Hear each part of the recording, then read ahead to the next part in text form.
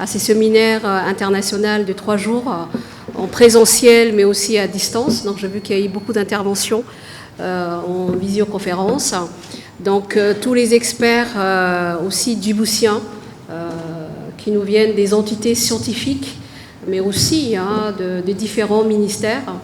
Les jeunes qui sont là, parce que tout travail des conservations et des transmissions les concerne beaucoup plus directement. Donc ce 3 jours de réflexion autour de ce gros projet de création du musée national de Djibouti.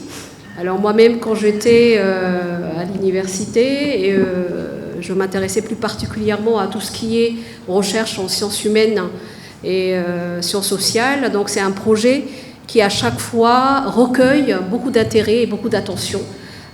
Aussi bien maintenant que je suis dans le gouvernement, mais aussi du gouvernement et au plus haut niveau du président de la République, son Excellence Ismaël Omar Guelleh, qui tient beaucoup à ce que le travail de préservation et des transmissions de tous nos données, donc que ce soit patrimoniaux dans le sens de PCI et PCM, mais aussi tout ce qui est archivistique, historique, mais aussi nos différentes richesses et diversités puissent non seulement être étudiées, recueillies, récoltées, mais ce qui nous concerne plus particulièrement au niveau du ministère, parce qu'il y a plusieurs ministères qui interviennent, notamment de la recherche et de l'enseignement supérieur, mais aussi de l'éducation, mais plus particulièrement ce qui concerne le département de la culture, qui est donc la question de la valorisation et de pouvoir en effet transformer, partager plutôt toutes ces données, recueillies, récoltées, valorisées au niveau international aussi, auprès des jeunes.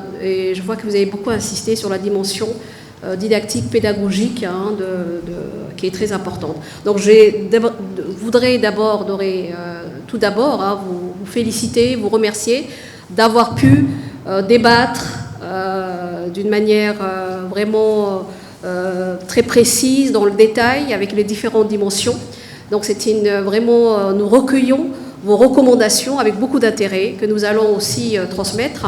Donc ça va nous permettre en effet d'avoir une plaidoirie qui est vraiment éclaircie par les discussions des experts scientifiques, mais aussi, j'y tiens beaucoup, par les témoignages, parce qu'il ne faut pas oublier l'expérience.